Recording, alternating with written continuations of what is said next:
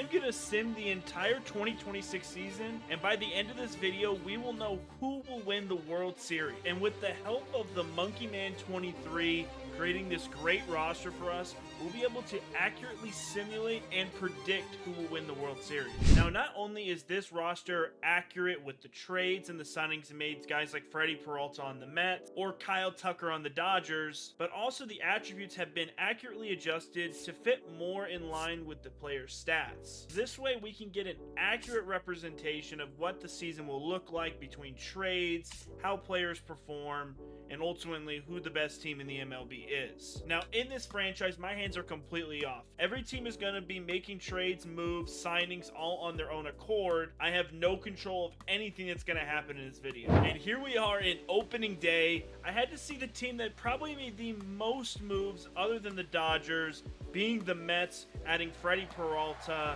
adding Bo Bichette. The Mets have never looked better. All right, and we head to the bottom of the ninth as we got an absolute barn burner. Mets are up 10-6 on the Astros. Luke Weaver coming in to close. If the Mets are going to be putting up this kind of run support early on in the season, I can't imagine what they're going to be doing come towards the postseason. And I already felt like their pitching staff was not that bad going into the year, and you add a couple of really good starters. Can Luke Weaver finish off the Astros to win on opening day? A road victory, get your team off started nice. And Astros probably be one of the top teams in the AL West. It's going to be a nice victory. All right, Luke Weaver on an 0-2 count to get the win for the Mets. Pitch on the outside, circle change, and Luke Weaver gets the Mets on the board. They are undefeated at 1-0. Francisco Alvarez is the player of the game, 3 for 5 for the home run and a double, and Clay Holmes with the win, 4 2/3 innings with 2 hits, 3 strikeouts, and a walk. The Mets look really good. We're going to sim through April, go into May, and see where every team stands after the first month of baseball. And after the first month of baseball, I might have jinxed the Mets. They're now 10-21. They're 10-21. They are struggling to start the season, but it's not just about the Mets. Let's look at the rest of the standings for the MLB. In the NL East, Braves are 19-12 with the Phillies and the Marlins only 1 game back. NL Central looking pretty similar with the Brewers up top. Dodgers at 17-14 to start. Pretty interesting considering they're just hovering around 500 as the best team in baseball. The Orioles coming out to a strong start in the AL East at 21-10. The Yankees only 3 games behind. Twins also at 21 wins with the Royals 4 games back. The AL West is looking pretty strong to start, all within 1 or 2 games of each other. It's still very early in the season, so there are a lot of things can happen. A lot of separation of records will start to slowly come as we get to the All-Star break and after. But this is kind of a good start to see where each team is kind of starting out the year. It's all pretty tight. Now, after 1 month, the early award winners, we have James Wood with 9 home runs through April. Is actually insane, especially on the Nationals. Juan Soto, while the Mets are playing terribly, he's got 10 home runs and 25 RBIs. He's doing everything he can. Alec Burleson in third for MVP in the NL. In the AL, Gunnar Henderson with 11 home runs. Isaac Paredes and George Springer second and third. Early Cy Young candidates, we have Shohei Ohtani at a 5-1 with a 3.2 ERA with 62 strikeouts. That's, for 1 month, seems pretty damn good. Chad Patrick, Chris Sale not far behind. And early Cy Young, Cole Reagans with a 5-1 record, 2.25 ERA with 39 strikeouts. And then Simon Woods Richardson starting off with a 4-1 record with a 1.7 ERA and 39 strikeouts. Having a great start to the year on a guy that I'm not too familiar with. But that is only the first month of baseball. Let's go ahead and head to the All-Star break, and let's see where every team lies and see who's on that All-Star team. And before we actually head to the All-Star break, the first big trade that I noticed come through, the Yankees trade Giancarlo Stanton to the Astros for Lance McCullers Jr. And it looks like another massive trade has come through here. Maybe not some of the big names, but the Rockies get Cade Anderson, who's still on a minor league deal, who seems to be a young progressing pitcher. I don't know how well he's going to do being that it's in Colorado, but they pick up another pitcher, and they give up Jordan Beck, a young prospect who has been really doing well this year, especially for the Rockies. 21 doubles, 18 home runs, batting .280 with a .336 OBP. He's getting on base a good bit. It's going to be huge run support for the Mariners. And a massive trade has hit the wall Jacob deGrom is officially a St. Louis Cardinal at a wry 36 years old, and it looks like the Rangers are going to get a young pitcher with Richard Fitz. Isn't doing too bad this year, 2-2 record, a 2.54 ERA on 16 games, not too bad, but they pick up Matt Swanson, a really good reliever at a 3.55 ERA. He's got 26 saves on the year, and we have made it to the All-Star break. We had some big trades hit, and now we're officially at the halfway point, and it looks like the Yankees are one of the best teams in baseball at 58-38, with the Orioles only 3 games behind, and the Red Sox struggling quite a bit, 10 games under 500. In the AL Central, the Twins are actually tied with the Yankees at 58 wins, Royals 8 games behind. It looks like the Twins right now are leading and probably are going to win the AL Central. We have a little bit of a tighter race in the AL West. Mariners at 57 wins, with Rangers 3 games under, Athletics about 9 games. I think it's going to be a close race in the wild card here in the AL West. Orioles at 55 wins. In the NL East, the Braves at 57 wins with a 6-game advantage on the Phillies. The rest of the NL East is struggling, just under 500. The NL Central seems to be the weakest division right now, as the Reds and the Cubs are tied at 52 wins, Cardinals and Brewers, and the Pirates at the bottom at 38-59. Dodgers leading the NL West with 55 wins, 3 games under with the Padres, 4 games for the Diamondbacks, and the Rockies at the bottom at 41. Now that we're halfway through the season, taking a look at the awards so far, Aaron Judge is now number 1 for MVP voting in the AL with 33 bombs, 85 RBIs with a 287 average. Cal Raleigh just under him at a 301 with 33 bombs and 81 RBIs. And then Isaac Paredes still sticking around from earlier in the year with a 303 average, 25 bombs, and 73 RBI. In the NL, Manny Machado is leading the MVP race with a 313 average, 18 bombs, 68 RBIs. Ohtani now in the conversation with a 249, 24 bombs, and 65 RBIs. And then we have Suarez in third with a 252 average, 24 bombs, and 64 RBIs. Cy Young in the NL, Joe Musgrove with a 10-2 record, 213 ERA, and 108 strikeouts. He is absolutely dominating. And Ohtani, of course, doing it all, is now also in the Cy Young race at 8-2 with a 3 ERA and 133 strikeouts. And then Jacob Misiorowski, 9-4 record, 4 ERA, and 141 strikeouts. And taking a look at the starters for the AL All-Star team, we got Nathan Eovaldi starting with Cal Raleigh behind the dish, Pete Alonso, Orioles Pete Alonso at first, Xavier Edwards at second, Gunnar Henderson at short, Isaac Paredes at third, with Aaron Judge and Josh Lowe out in center for the Angels. And then who we saw that got traded from the Rockies, Jordan Beck, out and left as a starter for the All-Stars for the AL. When we head over to the NL All-Star team, this looks a little bit more traditional. Paul Skeens starting pitching, Will Smith behind the dish with Bryce Harper, Bryce Turang, Trey Turner, and Manny Machado in the infield, with Yelich, Jackson Merrill, and Juan Soto in the outfield. Now that we're at the All-Star break, let's go ahead and sim through the trade deadline and head to the last few games of the year and see who's going to sniff that wild card spot. And it looks like the Red Sox are in full rebuild mode. They just offloaded their 28-year-old left fielder, Jarren Duran. He's now officially going to be a Kansas City Royal, and it looks like the Royals gave up a few different young prospects, pitching, hitting, everything in between.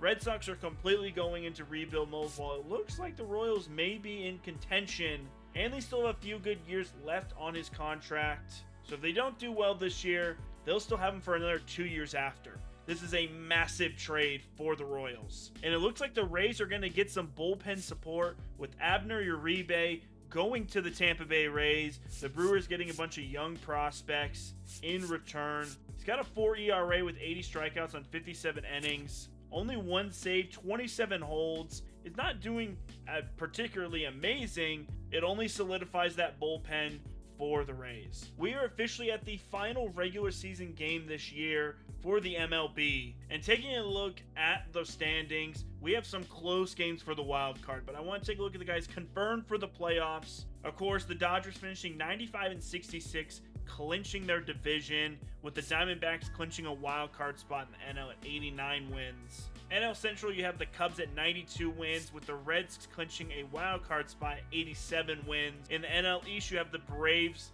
clinching a playoff spot with 95 wins, while the rest of the NL East looks like they're probably going to be missing out on the playoffs this year. AL West, we have the Rangers and the Mariners, while the Astros, Athletics, and the Angels fall quite short. AL Central, you have the Twins with 94 wins, Tigers at 85 wins, but we're going to get to them really quick. And then finally, the AL East. The Yankees won the division, are also the best record in baseball at 97 wins. The Yankees have the best record in baseball. They will not manage to choke this, right? Now, taking a look at the wild cards, we already have 2 secured for the Diamondbacks and the Reds. And then we have the Giants, Padres, all kind of fighting out for that final game spot. If the Giants lose and the Padres win, it's going to be a close matchup to see who will take it. But we head over to the AL wildcard, and things are a little bit different. Of course, you have the Mariners at 91 wins securing a spot. But you have the Tigers, the Rays, and the Astros all within 1 game of the wild card. If the Tigers win, they instantly secure themselves a spot. But if they lose and the Astros win, there could be an opportunity for the Astros to take it over the Tigers. Same thing goes for the Rays. So we're going to hop in with the Tigers here. They are playing Boston, which they're not the best team this year, but it's still Boston. Last game of the year at Fenway. Let's see if Casey Mize can have a great start and secure the wild card spot for the Tigers. You know, they say the postseason starts in October, but honestly, to me, it starts about 5 or 10 games left in the regular season, where all these teams are pulling out all the stops to win, to secure their playoff seeding. The Red Sox, with nothing to lose here, could potentially sabotage the Tigers' chances of making the playoffs, with the Tigers going to do everything they can to make sure they secure that wild card spot and move on to the postseason. And we head to the bottom of the 9th as the Detroit Tigers have a 3-2 lead on the Red Sox here. All Brant Herter needs to do is get 3 outs, and he is sending the Tigers to the playoffs. 1-2 pitch to Wilson Contreras, and he swings through a sinker. We got 1 down. And it looks like the Tigers are making a pitching change. Will Vest coming out, 2.7 record, 3.65 ERA with a 23% strikeout rate. Interesting guy to come out here in this situation where their whole season's on the line. Vest the 0-2. Outside slider gets him absolutely looking stupid. And the Tigers are 1 out away from making the postseason. Going up against Carlos Nevarez, 287 on the year. So it may not be the freest out as he's batting 1 for 2 on the night. He had an RBI single in the 4th. In the series, he is 2 for 6 with an RBI. The Tigers to the postseason. And the inside fastball up on the hands. Vest with the save. And the Tigers officially clinched the wild card spot and are heading to the postseason.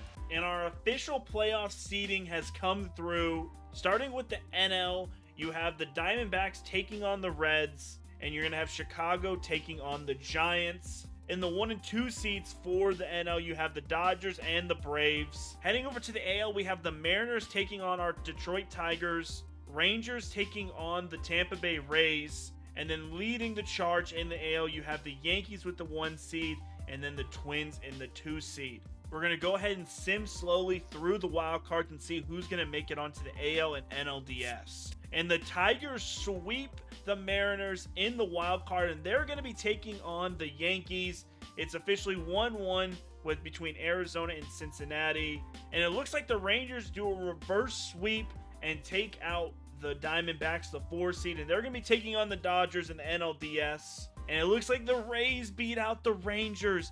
Both AL West teams, two teams with amazing records, could not get out of the wild card. The Rays will be taking on the Twins in the ALDS, and it looks like the Cubs will be taking on the Braves in the NLDS. Now we're in the division series, where now games are best of 5, so one team needs to win 3 games to move on to the ALCS. It looks like the Braves actually swept the Cubs. Braves moving on to the NLCS. The Dodgers and the Reds are tied 2-2. The next game when we have to see this. We have to see game 5.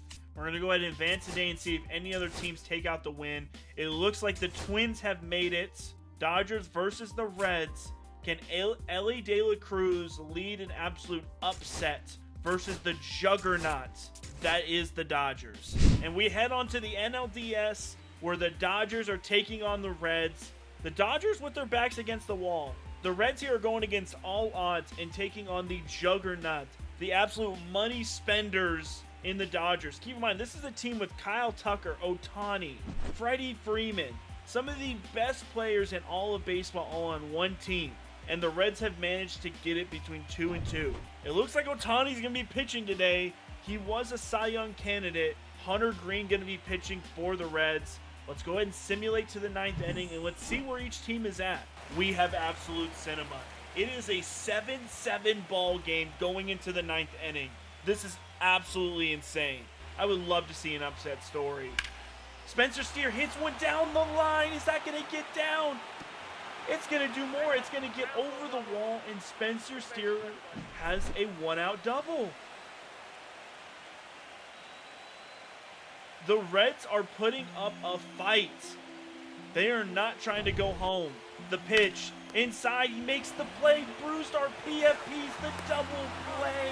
A season-saving play by Brewstar Gratterall turns into a double play, and now the Dodgers can walk it off in the bottom of the 9th. I know Ferguson is absolutely scared to pitch to Ohtani. I'd be too. The pitch, the fastball, he hits the ball hard. Oh my God, he throws it away. Ellie couldn't get to it. And he's in at third. Shohei hits the ball so hard. That's Spencer Steer at first, and Ellie just not being able to make the play at shorts. Will Smith is over at third. We have first and third with one out. The pitch, the full count. He walks him. A tough pitch. The pitch. Makes huge contact. Is that going to be caught? Oh my God, it's to the wall. He catches it at the top of the wall. Alex Call missed the walk-off grand slam by about 2 feet. Can he turn it around here? He hits it down the line. Spencer Steer coming around third, and that's going to score. Ellie makes it all the way to third, and it's now an 8-7 ball game. Sal Stewart, 0-1. Hits it down. It's going to get past Mookie. Ellie De La Cruz scores. And the Reds have a 9-7 lead. I simmed the game for 5 seconds, and I think it was Will Smith scored on a walk. And now we have a runner at second with nobody out, with Shohei Ohtani at the plate. I thought the Dodgers had collapsed. They had choked, but they are still finding a way to stay in this. Can he shut down Ohtani with the 0-2? Pitch coming in, the splitter. Ohtani was expecting fastball and completely missed it. We have one down. The 1-2 to Freddie Freeman, the pitch. He swings at an inside fastball. It's going to be caught by Marte. That's going to send, I believe that's Will Smith, over to third. We have 2 down with a runner on third. Pagan, the pitch. Fastball. It's going to be hit on the ground. The Reds are going to the NLCS, upsetting the juggernaut Dodgers. The Reds upset the Dodgers, and they are moving on to the NLCS. And our AL and NLC matchups are set.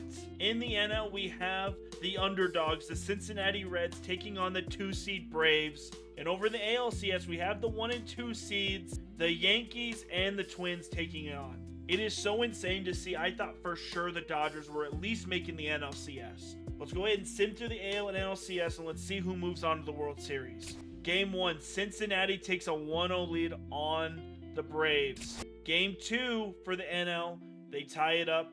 Braves and Reds 1-1. Minnesota takes a 1-0 lead. Yankees tie it up again. ALCS 1-1. Both series tied. Cincinnati takes a 2-1 lead on the Braves. The Braves tie it back up in 4. Yankees take a 2-1 lead. Cincinnati takes a 3-2 lead and is 1 game away from the World Series. Yankees tie it back up. It's now a 2-2. Yankees are now up 3-2, both in Game 6. Can each of these teams clutch it out?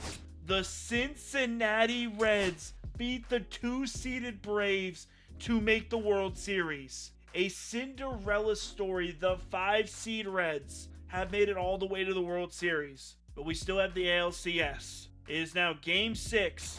Who will win? The Yankees win in 6, and we have a Yankees and Cincinnati Reds World Series. A Yankees team led by Aaron Judge with their ace Max Fried, guys like Jazz playing up significantly, Garrett Cole, Rodon, Bellinger, Bednar, Camilo Duvall, a team full of stars, taking on a young star-studded team with Ellie De La Cruz at the helm in year 3, keep in mind. Hunter Green as the ace, Andrew Abbott, Nick Lodolo, TJ Friel, Brady Singer, Suarez, Tyler Stevenson, who is hurt. A hurt Reds team making the World Series, Anthony Bender, Chase Burns, Pagan. This team is not supposed to be where they are right now, but they are here. Can they beat the second juggernaut, the second Goliath in the New York Yankees? Or will the Yankees, with their star power and Aaron Judge, win a World Series?